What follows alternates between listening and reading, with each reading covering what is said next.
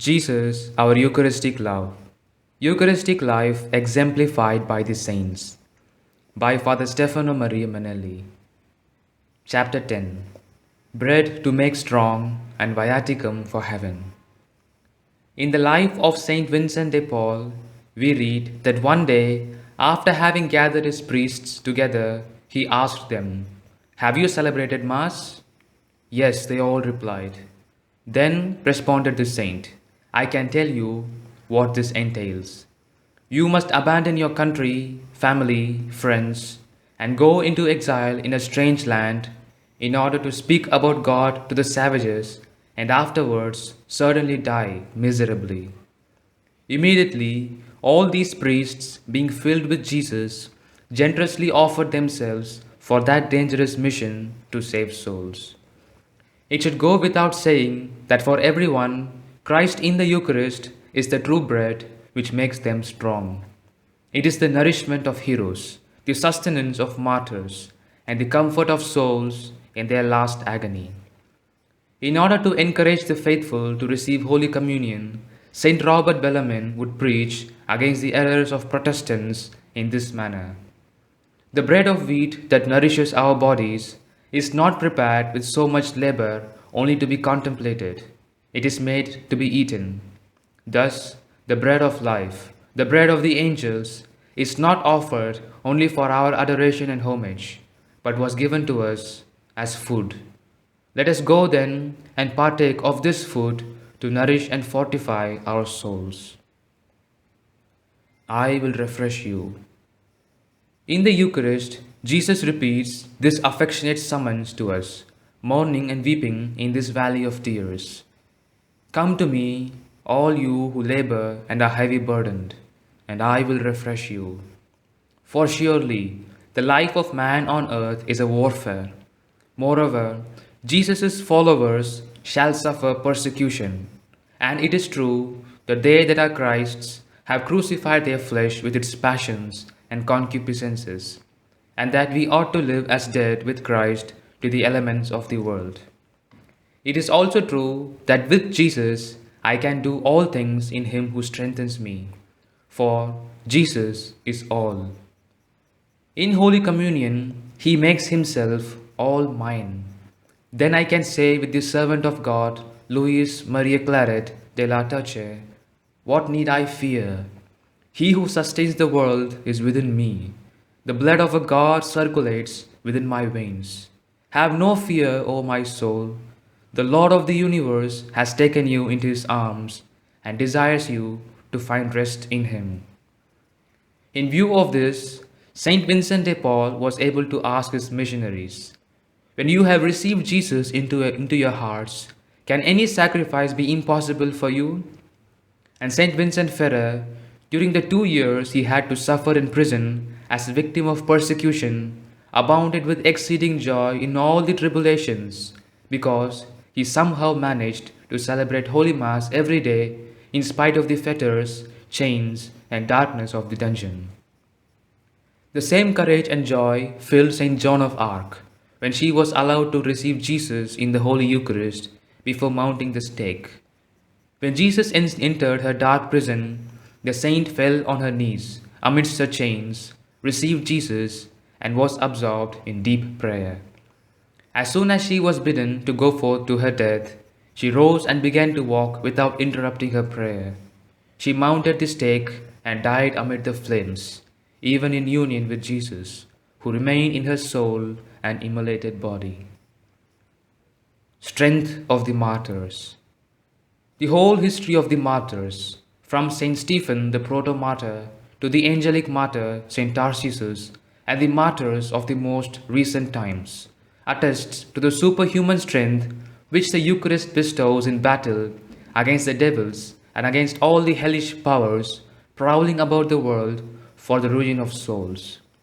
To cite just one contemporary example, some years ago in communist China, some nuns were arrested, incarcerated with other prisoners, and forbidden even to pray.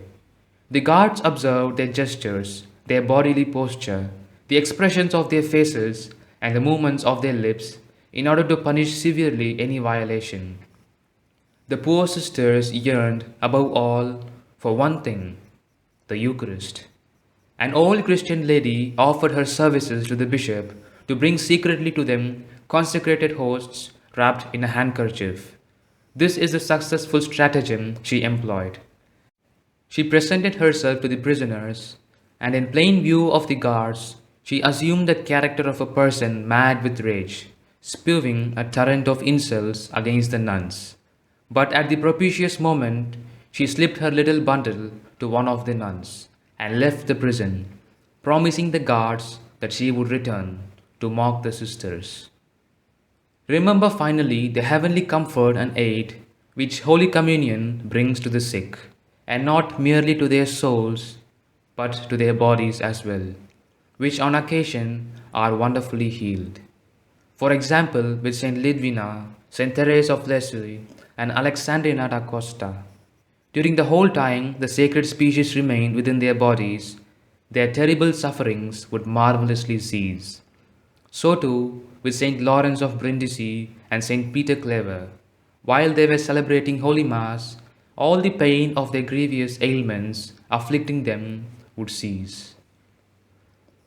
Take care of the soul first. But most consoling of all is the Christian's final Holy Communion, which is called Viaticum, that is, food for the journey from this life to the next.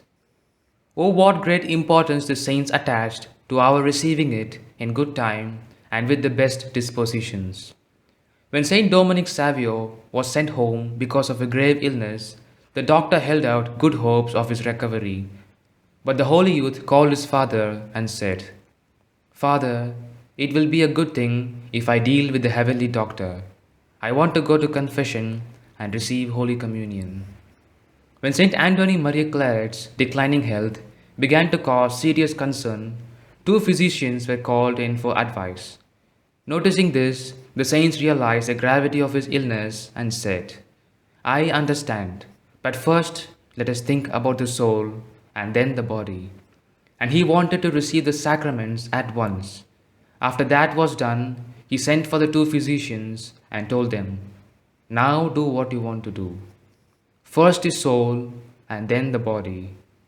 Is it possible that we do not appreciate this? Yet, often we are so unthinking that we concern ourselves a great deal about getting in the doctor to tend the sick person, whereas we finally summon the priest only at the last minute when the patient is, perhaps, too far gone to receive the sacraments with full awareness, or even cannot receive them at all. Oh, how foolish, how unwise we are! How shall we render account if by failing to call the priest on time, we put a dying person's salvation in jeopardy and deprive him of the support and great help that he could receive in his last moments? Saint Joseph Cafasso was a priest who specialized in assisting the dying, especially those condemned to death. For this, he was so much loved by the sick that they would often say, "I would be happy to die even at this moment, as long as I am assisted by Father Cafasso." However, he would not hesitate to inform the sick with all prudence and gentleness of the truth about their condition and of the danger of approaching death. To every sick person, rather, he would immediately advise practicing total abandonment to the will of God to the point of sacrificing one's life. In this way, if the sickness were to be fatal, the saint would say, the sacrifice would already have been offered, and if a healing should occur, the merit would remain. In addition, he would spare no expense when it was a question of bringing holy viaticum to the dying. Never, even in his old age, if someone would tell him at the foot of a long flight of stairs to avoid climbing so many steps for sending for a younger priest to bring the holy viaticum, the saint would answer while gazing at the top of the staircase, "I want to climb even higher." Holy Viaticum, what a grace! The Eucharist is the highest guarantee pledging true life to the Christian who dwells in this poor land of exile. Our bodies, writes St. Gregory of Nyssa, when united to Christ's body, attain the beginning of immortality, because we are united to immortality. When the body's short life is falling, we look to Jesus, who is eternal life. He is given to us in Holy Communion in order to be the true and enduring life of our immortal souls and to be the resurrection of our mortal bodies. He who eats my flesh and drinks my blood has life everlasting. He who eats this bread shall live forever, because I am the resurrection and the life. Saint John Chrysostom instructively wrote, "The angels, out of respect for the divine Eucharist, form a guard of honor around the bodies of the elect who rest in the bosom of the earth." Holy Viaticum, what a grace! When Saint Teresa of Avila, dying, saw a priest approaching with the Holy Viaticum, to everyone's surprise, she rose up unaided from bed, with face ardent and beaming, and her whole being extended towards the Holy Host, and she exclaimed ecstatically, "Lord, it's about time that we meet again." Saint Gerard Majella asked for and received the Holy Viaticum with a piety that was really angelic. When the bell was ringing to announce the arrival of the little procession, the saint felt moved, became transfigured, and exclaimed, "Here he comes to see me, my Lord. See how much graciousness and humility he reserves for me." When the holy cure of Ars was dying and heard the ringing of the bell that announced the arrival of the Holy Viaticum, he was moved to tears and said, "How can we not weep when Jesus is coming for the last time to us with so much love?"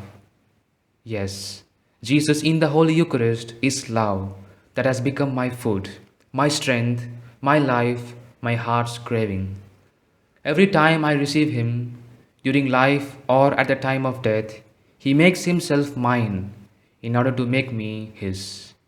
Yes, he is all mine and I am all his, the one in the other, the one belonging to the other. This is the fullness of love for the soul and for the body, on earth and in heaven. End of chapter.